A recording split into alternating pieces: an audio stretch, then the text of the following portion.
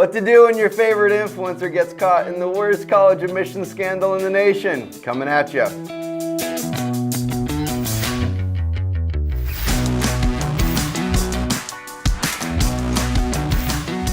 And hello from Detroit. I am Eric. I'm Joel. And welcome to Thinking Out Loud. Once again, when your information for the cutting edge influencer marketplace. You should say what we're talking about before you take that sip. Was that that wasn't brand safe? Okay, listen, this is what we're talking about today. We're talking about what you can do for your brand if and when things go haywire, such as the most recent scandal that's taken the nation by storm, the college admissions scandal, and Olivia Jade, Lori Laughlin's daughter. She's a. Were there other? Was it just her? Or were there other influencers? There were others, but she was the big one.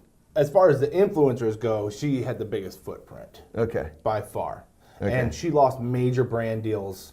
Her makeup palette got pulled. Not my palette, but there were other deals, other brands pulled away from her, but. We're using the occasion of this scandal to talk about what brands can do if and when there are... What's the damage control option? Yeah. Okay. Because we're not going to lie, there is more risk in influencer, but it's not risk... More risk in influencer than what? Than fully in-house produced content where you're controlling every message or every detail of any message. But that is dead. So content that is going to run where? Like commercials, like standard linear TV, produced commercials, where the company is handling the production, they're controlling everything, every detail, every clothing choice, every lighting choice, every sound, every word. That's fully manicured in-house content. But it's closed off and people can feel it. What influencer offers you is a more organic, natural approach and a way to actually communicate and engage with people. More engagement, more risk, yes. But there are ways to mitigate that risk, even when things go wrong. So you have been, of all the people here in this beautiful shop, you've been doing this the longest. Yes. You've seen the most go sideways. I have. What's, in your opinion, the number one thing that if and when things go wrong, a company has at its disposal to protect itself? If you're going to travel well in this space, you need to start at the right spot. And starting at the right spot here means... means really knowing the influencers that you're working with and having a relationship, because things are inevitably going to go wrong. And you need to have credibility with them to be able to call in favors. You have to have enough of a relationship where you can ask things of them and they can ask things of you that are typical of human relationship, not economic transaction. In the degree that you don't sow into your influencers, then it's going to be about economic transaction. It's going to be about contract terms.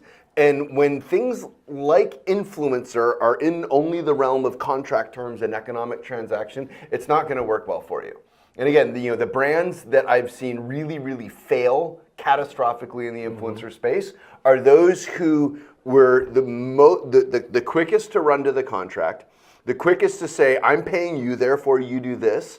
And they were not the ones who wanted to build a relationship. That's a really good point. You're layering on an entirely new dimension to know your influencer, right? Because we often tout that to any of our clients. Like we have relationships, and we often say that, or on the top of my mind when I'm saying that is, I know this person. Yeah. I know the content they put up. I know who they are as a person. I know what risks there really are. But you're talking about, no, you're actually having a relationship with them, and if things go wrong, you can pick up a phone, as opposed to saying, for sure. Article 2A in the contract says you can't do this, and then you're in a shouting match and you never win a shouting match with the person who's got a bullhorn.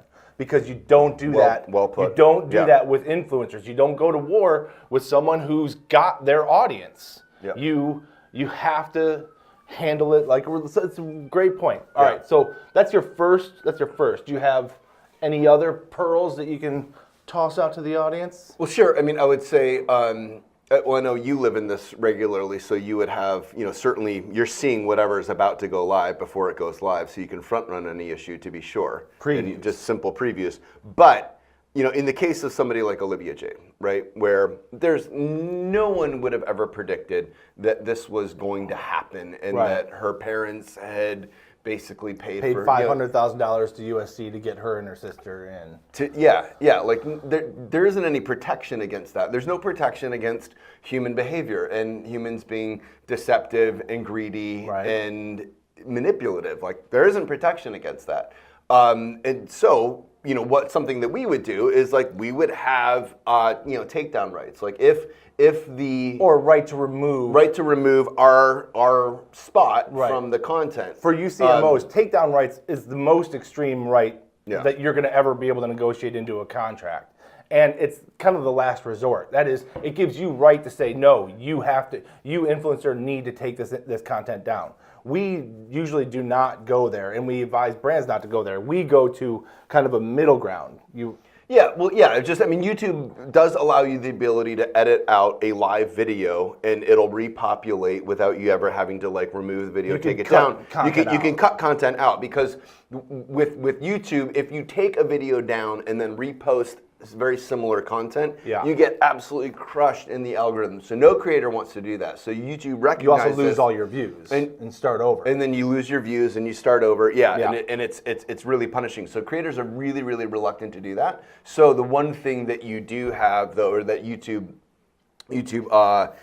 maybe a year and a half ago, that you can remove slices of content. Now it's a rough edit, it might not look great, but it's at least a way for you to get your ad or your mention out of any piece of content. So to clarify, it is the right. We insert a morals clause that if a host, an influencer, does anything that's going to look bad on a brand, the brand has the right to remove its content from their videos. So it's not takedown rights, but it is calling on those personal relationships, like you said. Right. Say, hey, we need you to pull this out. Brand is wanting to separate itself, and they can do that without hurting their algorithm, their views. They can pull the content out and part ways amicably. Yeah, but to that point, before there was this option, and I think there are scenarios where this would be the case even moving forward, is we've had situations where we had a contract that didn't have any takedown rights because the brand wanted it to be their contract with the influencer. And the brand, we advised against it, but they wanted to have that. We facilitated the deal, but there weren't takedown rights. And then the influencer got caught saying something stupid in a totally different context. He was on a podcast, said something stupid. There was kind of an uproar. There was a Twitter mob that went after him and went after anybody who had ever advertised on his channel. And it was like this huge thing. And then because this brand in particular hadn't negotiated takedown rights, now they were calling us saying, hey, you got to help us out with this and get this. And just back to point number one. We were able to get it done because we had such a relationship with this influencer. We were able to get it done when they had not protected themselves. So this is going to sound like a shameless plug. I honestly don't mean it to be, but the fact of the matter is you need to be working with, if you're not willing to sow into this space and have credibility yourself, you need to be working with someone who does have a ton of credibility. Because if you're working either with influencers directly, or certainly you have managers that might be managing a basket of typically 10 to 20 different influencers. Very rarely would you have management shops that have more than that. Like for each individual manager, you got to have a strong relationship with them because they need to know that them pissing you off, defying you, going to some kind of legal battle with you, it is going to be way more painful for them in their business than just simply agreeing and getting an influencer to take down something that's when they've got caught in a scandal. Agreed. You have to have that relationship there. Great. You have really shed a lot of light on this for me and for our audience. Well, thanks, Eric. No, that was very great. Kind of you. I think that's going to wrap it up because unless you have any burning thing to add. Well, follow us on whatever various social media platforms that I wanted to say that. Eric, could you say that, please? I will. We do encourage you to follow us on all of the social media channels that we are so powerfully I don't know how to say this. No, So long you from say it. so long from Detroit. We'll see you next time. Bye. Thank you. I thought of what I wanted to say. What do you want to say? We are going to be at Social Media Week in New York. We are. And this is true. The 30th, April 30th through the 2nd of May. I don't know the details. I'm I'm a high-level thinker, but come out and see us This if is you're true. in New York. We'll be there and actually speaking. So We would love to see you.